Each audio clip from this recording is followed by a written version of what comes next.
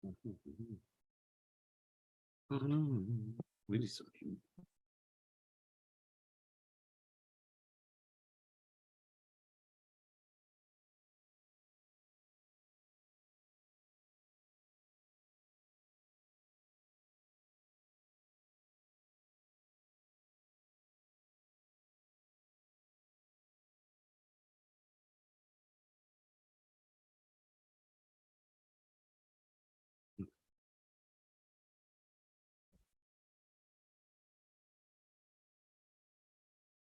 Right. Hello, everybody.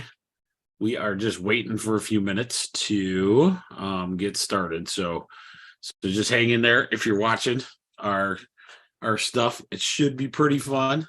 So see you in a few minutes.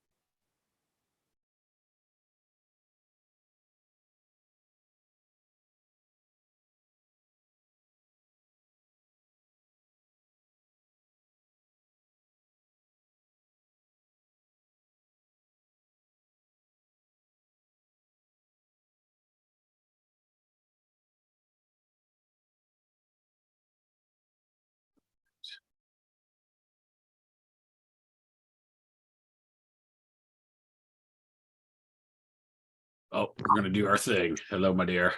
Hello.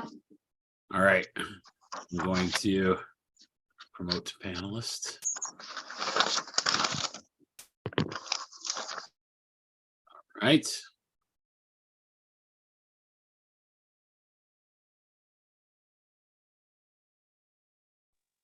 There she is. Sweet. Excellent. Awesome. How are you? Good. Good? Yep. Better? Much better. One of those weeks. For Yep, those that don't know, Amy had she tried. She gave it a try every day. I'm very proud of you for that. I worked one day last week because Sadie was sick. That's why I stayed one home day with her. And then the other 3 days I was out. You were like out. Yeah. The joys of the immune system building. Aren't you Oh, lucky? man. See, you did 1% without even trying, though. You improved your immune system by hanging around a 2-year-old with like snot bubbles and stuff. I tried really hard to keep telling myself, no, she's building her immune system. It's all good. But that's like she's been sick so much in the last 2 months. Like, I'm just over it. I know. Well, and it's hard and fast most of the time. Yeah. So, I know. It just depends on the kid too. Sometimes Allie hardly ever got anything. Yeah. But all right, and Lexi really didn't do too bad, but when she got it, man, she was down. Like it was, that was the crazy part. So I think Allie had more stuff, if I take that back. She kind of learned when she was a kindergartner that she could have a good time at home instead of being at school. So that was an issue for a minute. Yeah. She could go shopping with mom instead. So we had to learn that lesson. But then when Lexi didn't want to miss anything, and then when she was sick, though, it was like picking up a dead person and then setting them in there. But yeah, so tonight I found, because I was an epic fail on making my own kraut video, I was thinking, I got a couple really good ones, so we'll probably start there. I want to show you guys my finished product. That's near and dear to my heart. You Everybody's bringing that in tomorrow to help my build up my no, gut bacteria won't help. after being sick? It won't help at all. It I'll will bring you too. some. That's the This only stuff. thing I don't have is fermented food. I have everything else on the list to help build it back up except for fermented food. That is true. I'll bring you in some because it is this batch is pretty sweet. Like, and I cannot wait to show you guys how. If you've never done it before, it is really, really cool. It like opens up your whole world to a bunch of stuff. I was gonna bring Amy in some of this relish that was in there. It didn't last very long. Mm-hmm. It actually, yeah, when you get on there, and I'm gonna put on our, like as you go, I highly recommend like maybe learning from a really good person that does it. So like I use the fermentation school as it's called, and she has these smaller little classes you can take. Some of them are $10, $30 for a whole class on how to do it. Totally worth the investment because you get to keep it a long time. And we go back. And so she had this like relish that has you did your pickles. It was a cauliflower. So you crushed up cauliflower like into little bits. And then you added cucumber. And then the mix was pretty interesting. It was like a mustard and something else in there. Well, then you ferment it, which was kind of weird because it's different than this. It's not as juicy. So you learn that, hey, everything's really juicy, like you can do it. And once you fermented it, you can take off the liquid at that point, can it, or like put it in your fridge for a while. And it was phenomenal. But it's only like a 3 to 4 day ferment. So you're literally, yeah. So a lot of times you're going to find like with all these different ones, like different tastes and feels. And so like, as we go, as my experiment with sauerkraut was, I was like, oh, the longer you go, yes, the more probiotics you get. But then you get to a point where the taste isn't there, or it's too mushy, or those kind of things. And so what I've learned is it's better to want to go through the whole jar than to worry about how deep. Some people really love it, like the more the consistency is a little mushier and those kind of things. But you can do it at any time where it's almost like what is it called? Shoot. Have it with burgers all the time. If you're out at shoot. Anyway, so it's one of those side salads that you have all the time that coleslaw. Oh, coleslaw. Yeah. So coleslaw is most of us would like that type of texture in most of our stuff. So I always say that's in a sauerkraut world, we'll talk about it, but it's like a 3 to 4 week a ferment, really. Like anything over that, you start getting into the mushier side of sauerkraut as you go. That's what I've learned in Michigan, because we have a little colder temperature. In a hotter climate, it might be a little quicker than that to get there. But the biggest thing is just making sure you're kind of constantly monitoring it, right? So you go from having to cook a lot of things to this. So what I'll do first is go through the benefits, because the benefits of sauerkraut are phenomenal, or any of these fermentations. And me and you will say this many times, but in 10 years, we'll know why. I think everyone will have your whole kitchen will have fermentation across the top, because our knowledge will be so much better on the gut bacteria and the microbiome. We're getting there. We understand a little bit of the gut microbiome and how important it is to everything else, brain health, all of it. Like if it's healthy for your brain, if there's a gut brain interaction, then that means there's a gut nervous system interaction, right? Your gut by itself has its own nervous system. So you have all these different reasons to have that kind of thing going for you. So with sauerkraut, a lot of times it is our old way. And you always look like, if we don't know a lot in our world currently, and you're going, oh, that's got to be good for you. Go back in the history, like, why did they do this? Right. Well, there's two reasons. One, maybe they didn't have a refrigerator that kept everything cold. You had like a basement or something like that, where this fermentation allowed you to keep vegetables for pretty much forever.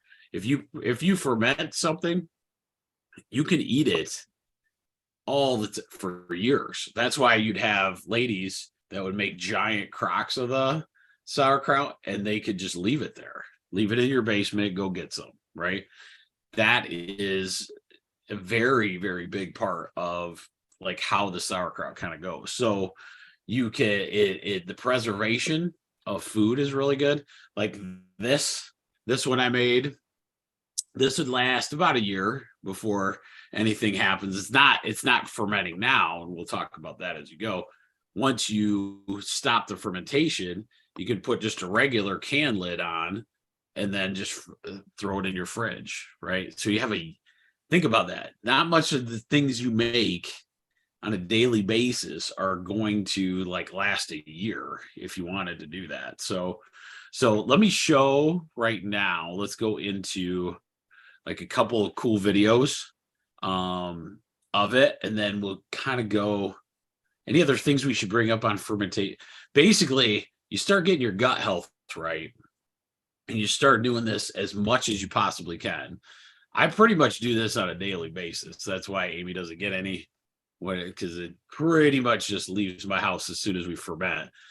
And then I'll forget to make a batch, and then I'll have to wait 2 weeks, 3 weeks, right? So that's the hardest thing. This one was our cabbages were really tiny this time, so it didn't make as much, but you can get really good at understanding how much you can make on that. So I think we're good. Yeah, let's show the first one.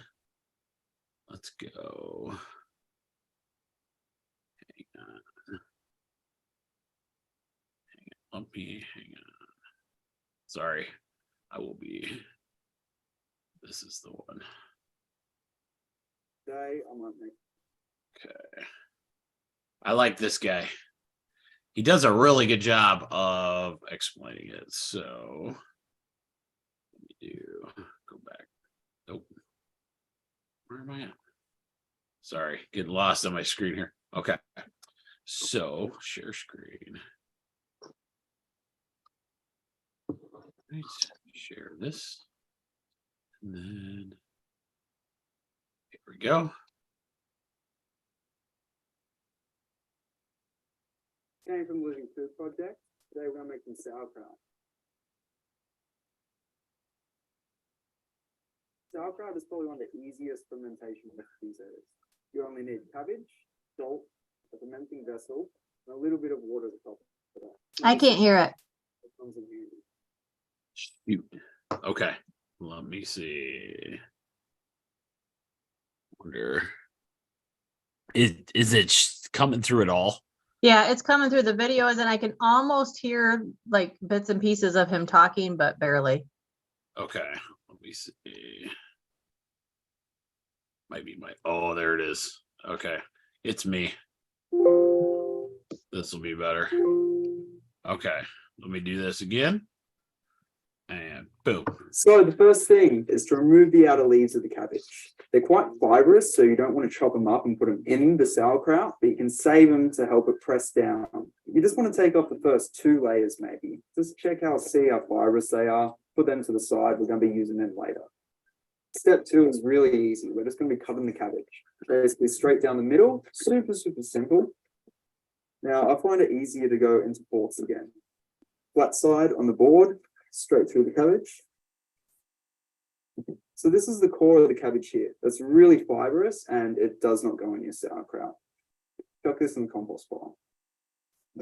Straight to the side. This is what we're going to be using. This part's nice and delicate. It makes for a really good sauerkraut. So just straight through. When making sauerkraut, try not to overcomplicate this process. If you like a nice thin sauerkraut, make it thin. If you want it thick, make it thick. Basically, it's up to you. So it depends on what I'm doing, but today I might make one that's a little bit raw. Okay, so move your cabbage straight into a bowl. next step is to salt your cabbage. So I'm using a pink Himalayan sea salt. This is completely unrefined. It's all natural. This is what you want for making sauerkraut. You can use a Celtic sea salt or any kind of flaked sea salt. Stay away from your table salt. That stuff is really nasty. So chuck a little bit on, give it a mix around. Once it's fully evenly coated, give it a little taste.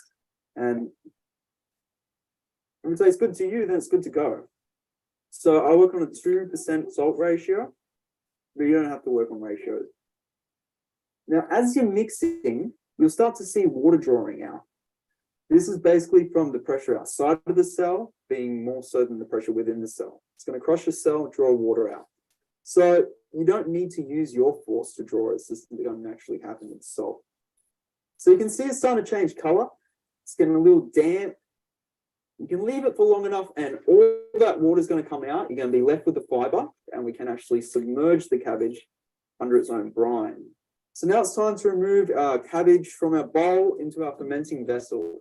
Now with your fermenting vessel, you can use a wood barrel, you can use a glass jar, you can use a plastic container. But obviously remember when you're using plastic, it's going to leach some of those chemicals out into your sauerkraut. That being said, if all you got is a plastic jar, then get into it. So sauerkraut is an anaerobic fermentation process by the lactic acid bacteria. So that's why jars work well. They have minimal surface area at the top, and that's going to ensure that it keeps it anaerobic. It's going to starve it of oxygen. Okay, so now we're going to move it into the vessel. So depending what you want to do, I sometimes just hold the jar over it, just kind of put it in. Now, you can leave your cabbage for a half an hour. That's going to draw a lot more water out of it. Depends how much time you got, yeah? So just crushing the cabbage down with your fist as you go. Remember, anaerobic, no oxygen. So essentially all you're doing is creating an environment for the bacteria to work its magic. This is a wild ferment because I'm not adding a starter culture. It's just the natural lactic acid producing bacteria that covers the cabbage. So I've got my jar filled up. Now I'm going to salt my water just to even it off. So with your water, you want to use filtered water, rainwater. I'm going to pause right here. This is a part that you do not have to do at all. Okay. And I'm going to show you why in just a second. So typically when he has created like his cuts are really thick. Like usually it's a lot thinner than that. You use one of those, I want to call it a mandolin. Is that what it's called? Mandolin. Mandolin, where I use that and I get really thin kraut, and it's allowing the salt to get in there better. And it takes probably half a day.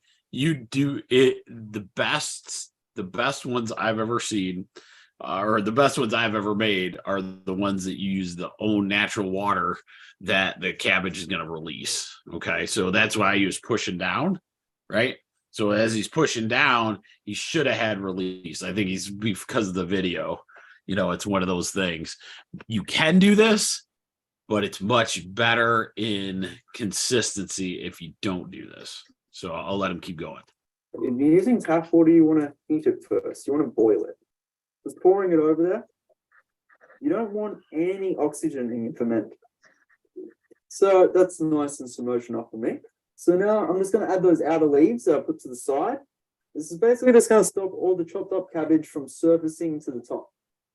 Because you see, after a few days, all that bacteria is going to start to produce gases, and all that sliced cabbage is going to start fluffing up. So when this happens, don't be scared. Get your hand in there, press it back under. Okay, so you just want to chuck your lid on your jar. Now, I basically want you to stop fermenting when you like the taste of it. Remember that sauerkraut is a food, medicinal food, but it is still food and it needs to taste good. So the longer you leave it, the more acidic it's going to get. If you like an acidic sauerkraut, go 2 weeks. If you like a less acidic sauerkraut, maybe go 4 days. This all depends on the temperature, the humidity. So the best way to judge it is through your own taste. Now, when you first start eating sauerkraut, start with a little bit and slowly increase. It's in the regular consumption of fermented foods where the therapeutic elements lie, not in mass amounts at once. That's how. All right. I won't let him finish up too much, but it was good. It was good. It was there's better ones out there for this. Let me stop the share for now. But one of the things is that really thin sliced, like mine is super thin because I use the mandolin. And so what you can do is like, you know how you had it in the bowl, you kind of mix the salt in. Salt's very important. So the salt that you use a lot of times, like we have Horrocks here or something, you go get a nice, I like the white sea salt, not the Himalayan pink, or because it makes it look a little prettier. It doesn't really matter, but it has all those elements in it. Just cannot be table salt or something that just has basically salt in it, because a lot of that you lose some of that really good minerals that are in those other types of salt. And what you want to do is when you add your salt, it almost goes based on taste. So like you mix it for a while and then you take one, and if it tastes like a potato chip that doesn't have a lot of salt on it, you've done it perfect, right? So if it's like a really salty potato chip, like once you eat that piece of cabbage, then you know you've had too much. And so, or you have too much, you might have to add some cabbage or, you know, that kind of thing. So those are my rules of thumb now that I understand. And that's really where you go. Like you want to taste it after you get that salt going. A lot of times some people will squish or keep working and kneading that cabbage down. What I like to do now is, because the way Michigan is, I'll take the cabbage with the salt in it, put a towel over the top, and then just leave it for half a day, if not a whole day. And then that way it's degrading as you go. And now when you squeeze, you'll get so much juice out of that.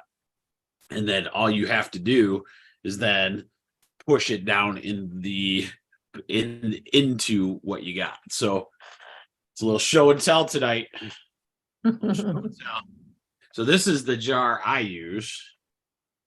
See the difference? So this is the one I ferment in. And this depends on the cabbage, but typically I get, if it's a big cabbage, it's 1.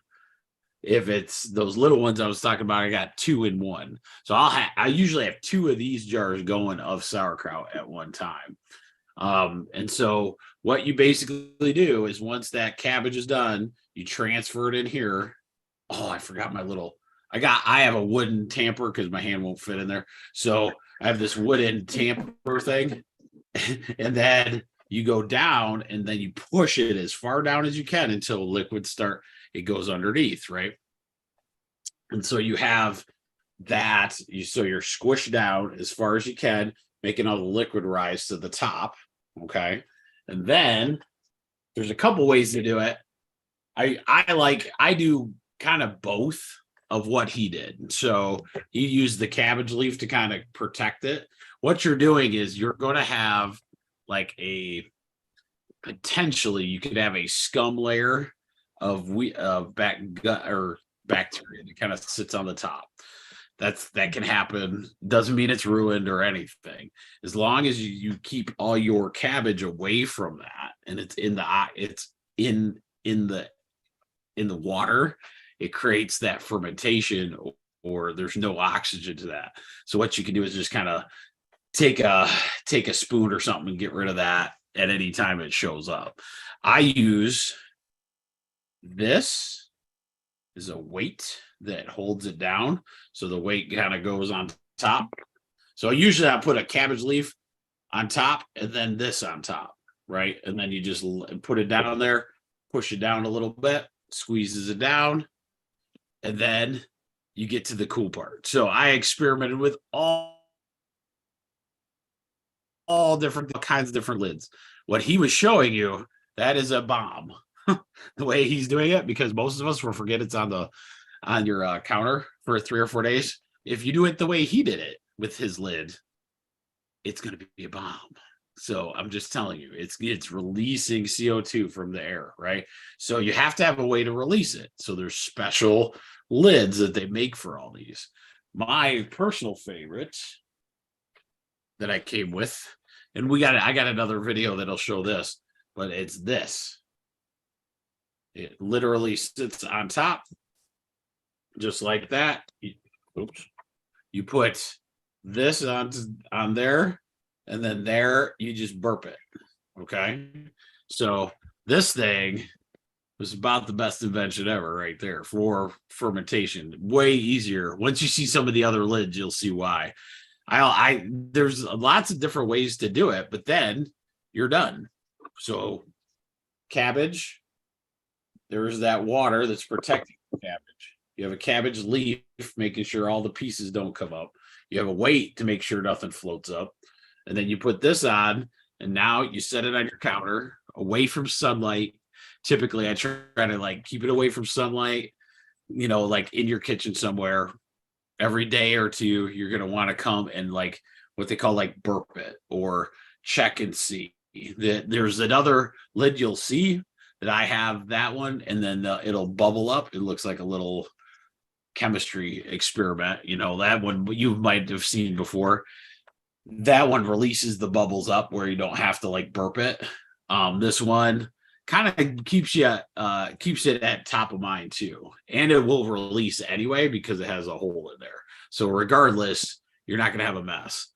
If that kid left his thing on there, and then he did like later in a week he decided to open that, it's just gonna come all over the place. So that's why you don't want to just have just a regular lid, because otherwise the fermentation will put that pressure on. Okay, so let me show you the different lids in this other video, and we'll go from there. So let's see if I can. I'm glad we got the other. Okay, so we go here, share this. This will take me just a sec. Oh, where'd you go? Yeah, and you can find people like this. Look at that, Bumblebee Apothecary, right? She has some really good videos. Tons of people want to show you how to do this. Are you gonna share how you put your like the lemon pepper seasoning or whatever? Yep. I'm gonna do that at the very end. W2 is like a W4. Hang on, we gotta listen to this stuff.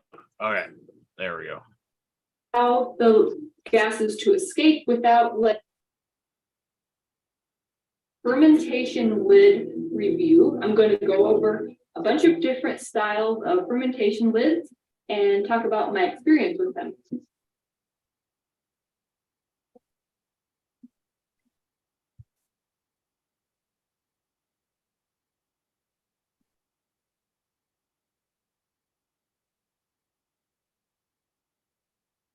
So first off, I just want to say that this is not a sponsored video at all in any way. I bought all of these different fermentation lids with my own money and have been trying them and using them. So I'm ready to give you my comparison of how they work. So first off, what even is a fermentation lid? It is a lid that has been specially designed to go on the top of a jar when you're making fermented food. There's different designs, from absolutely basic canning jar lids or different fancy versions of lids that are specifically designed when you're fermenting. So when you're making fermented foods, there's gases that are produced as the bacteria are active, and you oftentimes want some way for those gases to be released. I'm going to talk about, there's different schools of thought on that in a little bit when I talk about some of the different lid options, but a lot of times people do want to allow that to happen. So the main thing that all these different lids do is they allow the gases to escape without letting outside air into the ferment. So some of the benefits of using these different fermentation lids are that they can really help reduce the risk of things molding or different strains of yeast that you don't want developing in there. So I'm going to go through these different types of lids and talk about what I liked about them, kind of the pros and cons, the price ranges, and all that kind of thing. Hopefully this is helpful for you if you're thinking about buying some fermentation lids. This will hopefully help you choose the ones that will work best for you. The first lids that I want to talk about are just basic canning jar lids. So first of all, we have just the basic ring with the flat canning jar lid and the plastic canning jar lid. That's one of the things that I love about making homemade fermented foods, is that you actually don't even really have to go out and buy any fancy fermentation equipment at all. You can do very well with the lids. Between the two of these type of lids for fermenting, my favorite is the regular ring and flat canning jar lid. And that is because I learned fermentation from Monica Corrado. She's the GAPS diet chef and also a certified GAPS practitioner. And she taught this really easy method using glass jars and these tight metal lids. So you fill your jar with your ferment, all your ingredients that you're going to use. You make sure everything's submerged. And then you put this metal lid nice and tightly onto the jar. And then you'll notice that when it's on the jar, you'll be able to click the lid up and down. So you put this lid nice and tightly on the jar, nice and tightly, and then you'll be able to click the lid up and down. When the lid is tight enough that you cannot click it up and down anymore, then you know that your ferment is done. So I really like that for just being simple, very inexpensive, because you just use the lid that already came with the jar that you bought, and very easy to tell when it's done. I have also fermented with the plastic mason jar lids, and those ones are not quite as nice as the metal ones, just because they don't have that feature where you can pop it up and down and know when it's done. But This is where I'll interject. I don't trust any of you, just to let you know that your ferment, if you miss it, if you miss the time that thing is not a little push down, now it's a I'm gonna explode kind of thing. It just makes a bigger mess. So that's why I like these other ones. And as cheap as the one I showed you it'd be definitely worth it. So yeah, I would suggest that. That's just me, but I'm just letting you know you can do it on the El Cheapo, but be careful. they do work. So if that's all that you have, you could definitely do it that way. I do like to switch to these type of lids once I'm keeping my ferments in the refrigerator, just because I like that they're a little bit easier to keep clean. The metal ones tend to kind of start to rust and just get sediment and discoloration on them, and these are easier to keep clean when you have a jar of fermented in your refrigerator. A little easier to use because it's one piece rather than two that you're dealing with. But those are the absolute basic, very accessible choices for fermentation lids. Now let's talk about some of these fancier ones. So this one right here is a waterless fermentation lid, and I got these on Amazon. All three of these designs I got on Amazon, and I'll have links below to all of them if you decide that you want to try one or more of them out. But it's basically just a little silicone disc that fits inside of a metal canning ring. And the nice thing about this is that it's very simple and easy to use.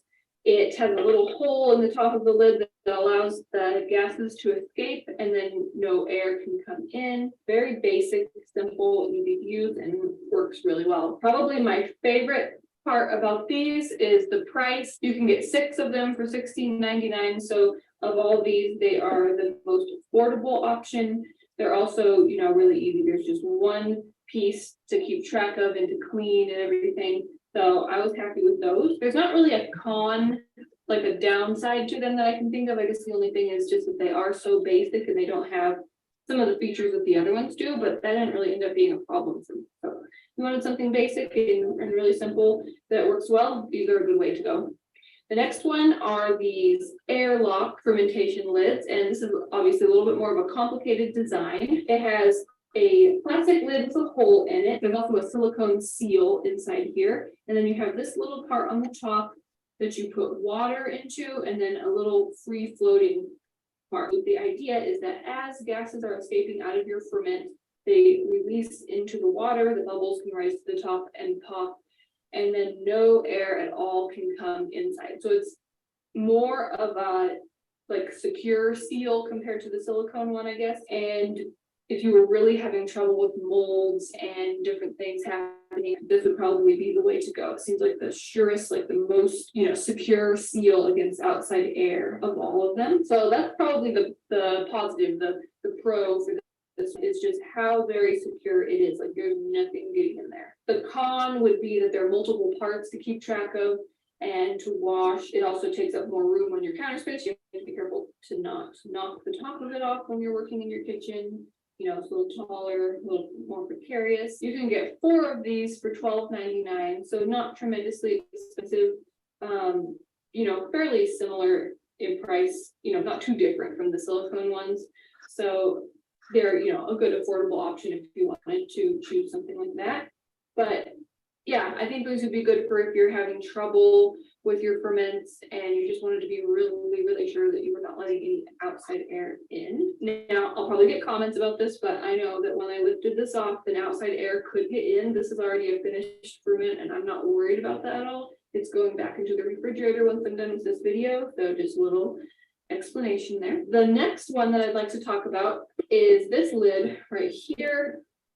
This is from Nourish Essentials, and it's very similar in design to, it's like a combination of these other two. So it has a regular plastic part with a seal, and then it has a silicone part in the middle with a hole in it that lets gases escape.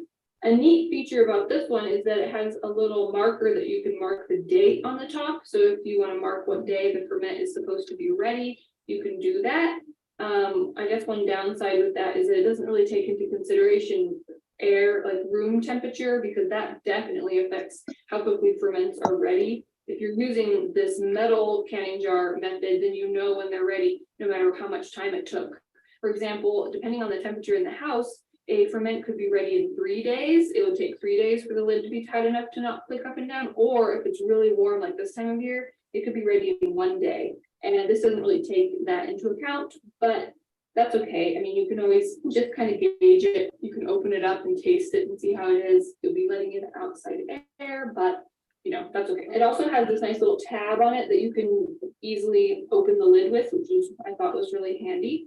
So there are some nice things about that one. The con for this one, I would say, is probably the price. It's the most expensive of all these fermentation lids. You get 3 of them for $25.99, so definitely the most expensive of any of these choices. But if something like a date thing to keep track of the date is really important to you, and you really like the feature of being able to loosen the lid with a little handle thing here, then it's probably a good choice. So that's my comparison for all of these different fermentation lids that I tried. If you have used any fermentation lids, I'd love to hear what your experience has been. Go ahead and leave me a comment and let me know which ones you've tried and which ones are your favorite. If you have any questions about any. All right. So that's pretty cool. So a lot of times it just depends. I think with the little silicone one that she's talking about, if you test it every day, it's going to burp at you. I've had where the liquid shoots right out like you're milking a cow. So once that happens, then you know you're fermenting, right? And so you just have to make sure that that gas has an ability to get released out. And that's your biggest thing. A lot of people, where I go, for me with a sauerkraut, I think a 2 to 3 weeks is probably going to be your minimum to get the good bacteria you want in it too, right? So some people go for like as soon as it starts fermenting, you're going, right? I think the benefit of having that fermentation in there is the increase in the bacteria count.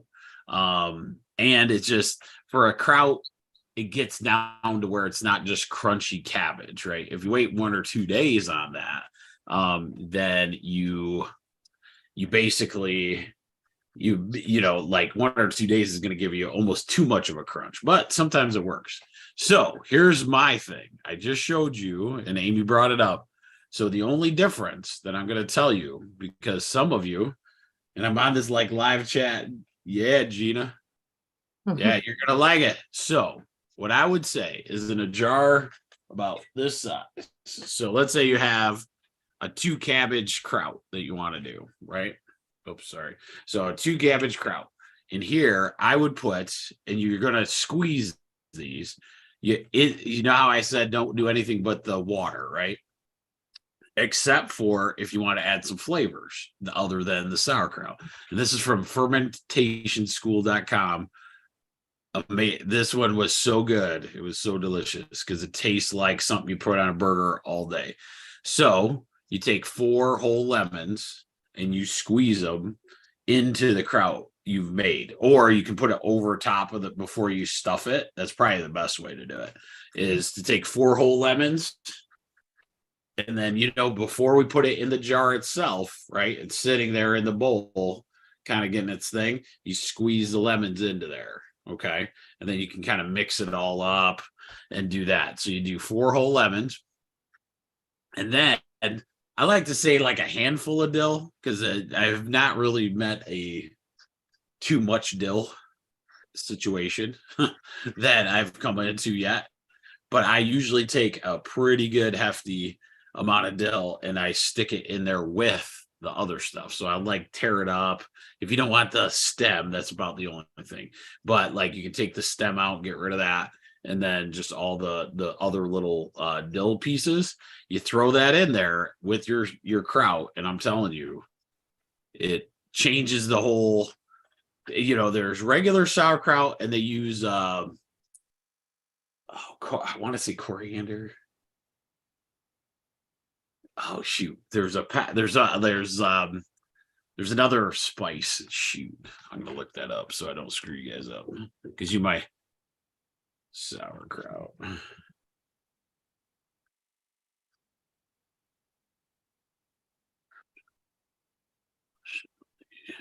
Okay, it is.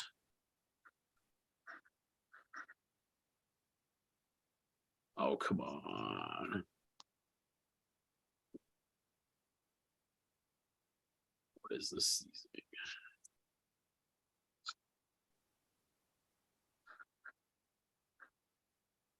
There we go. Oh, dang it. Okay. Well, there's a couple ways. Caraway seeds. That's what it's typically made with. So caraway seeds and cabbage, basically. So if you just want a straight kraut, you like the German flavor straight kraut, which is really good I enjoy that one too, just as much. But you add caraway seeds to it to a certain amount. So those are the 2 ways, but I recommend highly the lemon dill one. It's phenomenal. It's completely worth it. Like as we go. So but yeah, so once you get into this though, like she had up there, you can make your own pickles. A lot of people don't realize most of the pickles you'll ever get or is canning, or here's the biggest one that a lot of people is canning fermentation. No, not at all, right?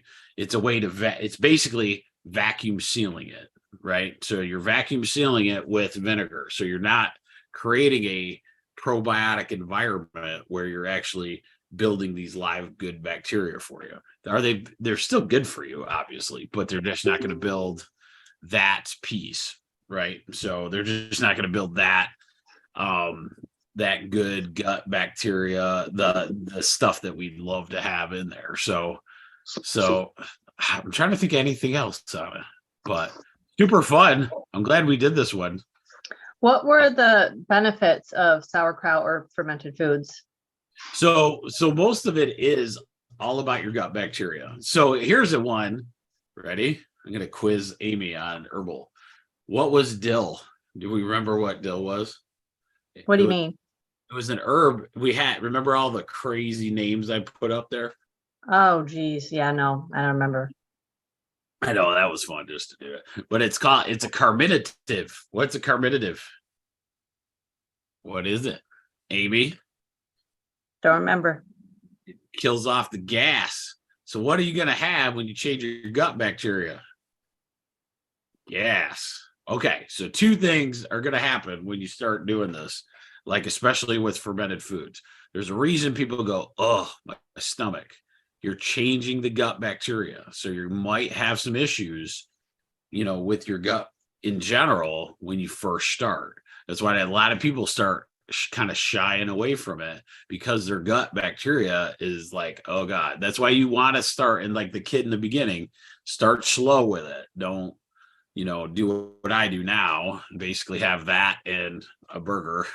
So like, I can do that with no problem, but when you first start, you do not want to do that because you don't want your gut upset, based on this new good bacteria coming in. So that's a big one. But yeah, so that's how I would introduce it. But always remember, like, as we go through this in all of my herbalist training, and oh my gosh, Amy, like, I haven't seen you, but we did a long COVID seminar with like 4 of the top people because of now that I'm kind of I'm a registered herbal. I can't remember. I'm not certified yet because I get a few more hours, but with this herbalist degree stuff, we get to actually get some of these seminars, incredible information on long COVID and a lot of these different things. So pretty pumped about that. Pretty pumped. So but anyway, so as we go, one of the things that will always be universal when we're starting to look at taking care of ourselves is getting proper gut health first before anything can happen, right? So if I tell you to take turmeric and your gut is terrible, right, you're not going to utilize that turmeric correctly, and that's just how it is. So this will always be usually like step number 1 is making sure our gut, and probiotics are good, but this is one extra step to make sure that we're getting to that certain level. And at some point in the 1% tribe, we definitely will go gross and talk about some stuff that we'd like to see, like I'll just make sure one of my old massage therapists is on here to give me the poop chart that we need. But that one's for you, buddy. Hopefully you would love that. But yeah, a lot of times when you start understanding the importance of your digestive system and making sure that your digestive system's not a stress to the rest of you, because right now a bad gut is interfering, right, with your innate ability to digest your food. And so once we understand that and those things start happening, you'll start eating that way, and it's really fun. Actually, it's not sometimes this is easier than cooking every night. So what I found was, like, meal prep is tough, right? Like, because you have to do all this prep and do it. You want to make this to make this. This, you literally take it out of the jar and you're done. Like, and you could eat it just like that. You can do this with pickles. You could do this with beets. She had a good one of fermented beets. That would be delicious. I want to try some of these different ones. You can ferment every food there is. Kimchi, kombucha, all those different ones are ones people know, but you could do, I tried one, it's a sweet carrot. So it has like a little sugar to it. It was pretty good. It wasn't great because I was new at fermenting, but it's something like a kid would eat. Like, you could actually have it fermented carrots that go in there, and you could stop the fermentation, keeping the crunch in there, but it's not as crunchy as getting it from the store. So those are some really cool, easy ways to do it. It's a neat world. Like, once you start getting into it, Amy, you did a seminar with somebody, or like a class, right? Yeah. A lady at my church, she makes homemade sauerkraut all the time, and she has a huge crock that she uses. And so we did a massive amount, but she did an apple spice one that we got to taste, and that was it was super subtle, but it would be really good with like apples and sausage or whatever. It wasn't sweet necessarily, but it was just really good flavor. Yeah, like what I like about sauerkraut and this fermented food, like almost every meat it'll go with, like steak and a lemon dill sauerkraut, right? All of a sudden that's like laid on your, and just fantastic. Like, and that one, I want to learn that recipe actually, because that would be fantastic. Because anything off to the side, right? Yeah, I'll see if I can find it, because I think I still have access to the site that she put that one on, but I'll look for it. Cool. Because even like think about like antipasta, like that you'd have it thing. You can still have your whatever hamburgers, hot dogs, whatever you're gonna do for grilling, right? but you'd have a nice thing that would help your gut bacteria out. And so we start doing that a little bit each day, right? Some of us do a probiotic in the morning, and that's awesome.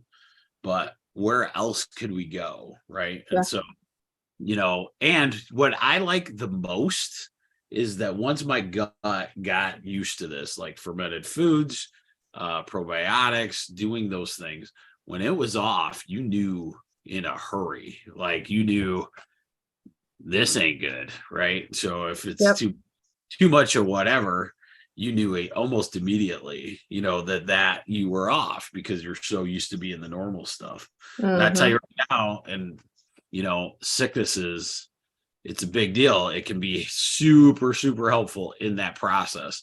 And like you'll start to gain, those kind of things as we go. So Amy, I'm just gonna give you my jar tonight. That was what I was gonna give.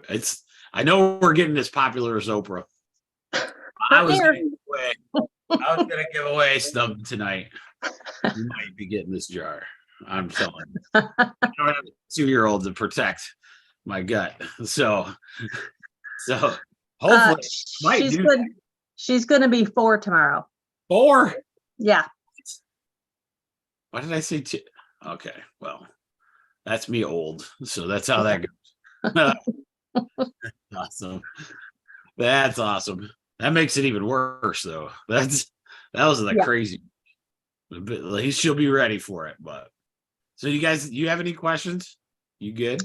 No, I don't think so. I think I am ready to try to make some. And I mean, you can ferment, like you did carrots, but you could do pretty much any vegetable, couldn't you? Yep. Yeah. That relish proved it to me. The cauliflower. Yeah.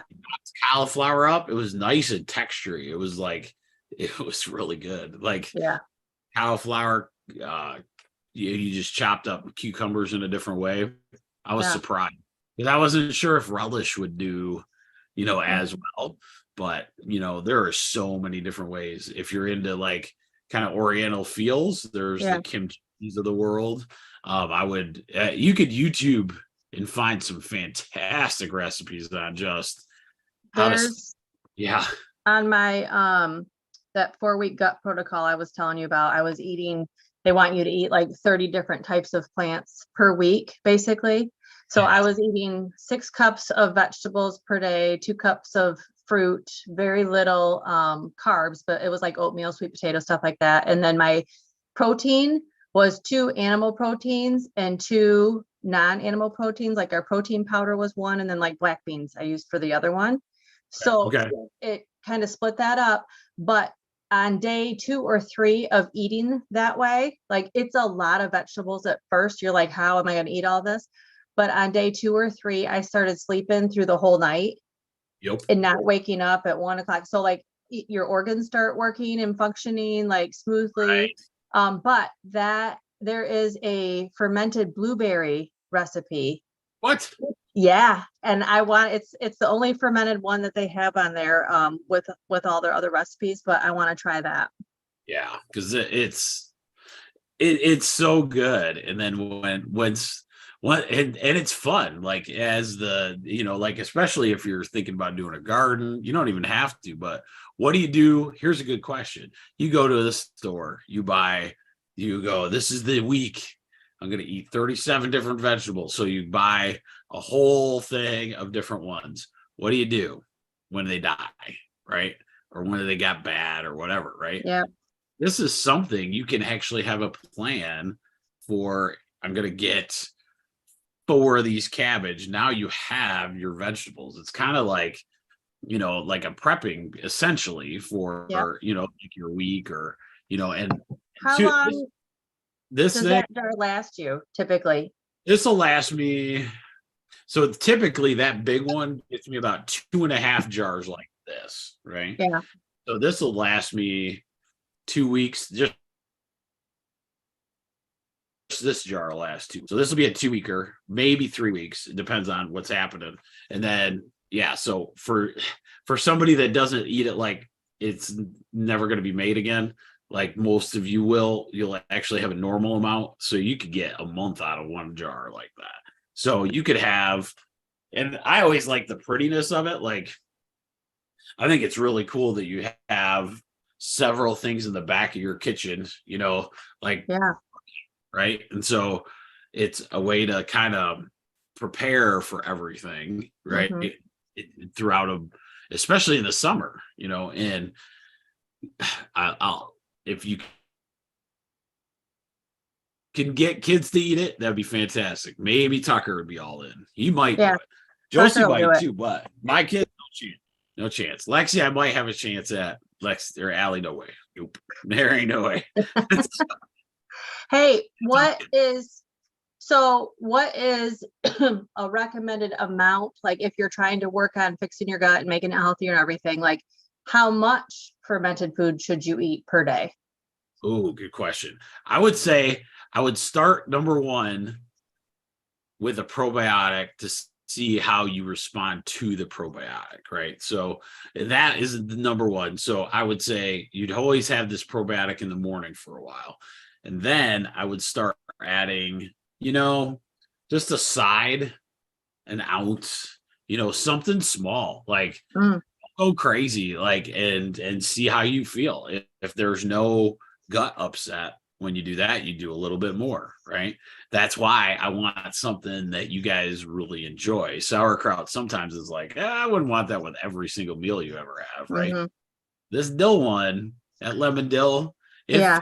almost everything, right? Well, and it's crunchy because the stuff you buy in the store is junk. Like it's mushy and it's it's just a different taste, so different. The stuff that you made is so like fresh and crunchy that you could eat it more regularly, like, and not get tired of I it. want it as a side salad all the time. So you always have kind of replacing our coleslaw, and maybe I find a fermented coleslaw recipe or something, right? Yeah. That might be a thing, but that's what it's for. If you start getting into that, then a lot of this stuff will be super easy for you.